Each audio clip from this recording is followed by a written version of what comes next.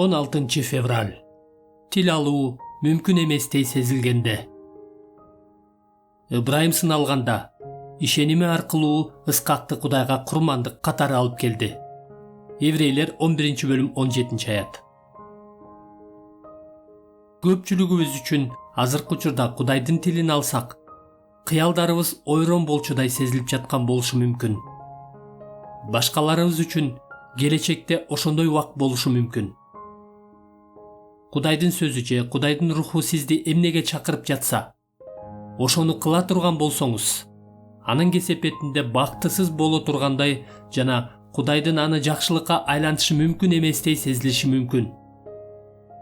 Балким азыр Кудай сизге никелүү бойдон же бойдон калууну, же азыркы жумушуңузда иштей берүүнү, же аны таштоону, же сууга чөмүлдүрүүнү, же чогуу иштегендериңизге Ыйса жөнүндө ачык айтууну, же өзүңүздүн чынчылдык принциптериңизге каршы иш жасоодон баш тартууну, же күнөө кылып жаткан адамды ашкерелөөнү, же жаңы жумуш баштоону, же башка элге жакшы кабар таратуучу болууну осуяттап жаткандай болушу мүмкүн.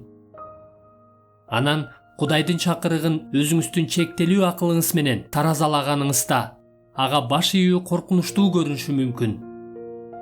Өзүңүздү жалгыз мураскери жана уулу Ыскакты курмандыкка чалганга чакырылган Ыбрайымдай сезишиңиз мүмкүн. Адамдык көз караш менен бул чакырыкты бардык тараптан изилдеп чыгып, ал такыр жакшылыкка алып барбайт деп ойлоп жаткан болушуңуз мүмкүн. Эми сиз Ыбрайым өзүн кандай сезгенин түшүнө аласыз. Ыйык китептеги ал жөнүндөгү баян сизге тиешелүү. Кудай, анын жолдору жана анын осуяттары сиз үчүн бардык нерседен жогорубу? Ал өзүн сиздин Кудайыңыз деп атагандан уялбай, сизди ишенимиңиз жана тил алчаактыгыңыз үчүн урматтай турганына ишенесизби? Ал өз акылмандыгы, күчү жана сүйүүсү менен сиздин тил алуу менен тандаган сапарыңызды өмүргө жана кубанычка толтура турганына ишенесизби?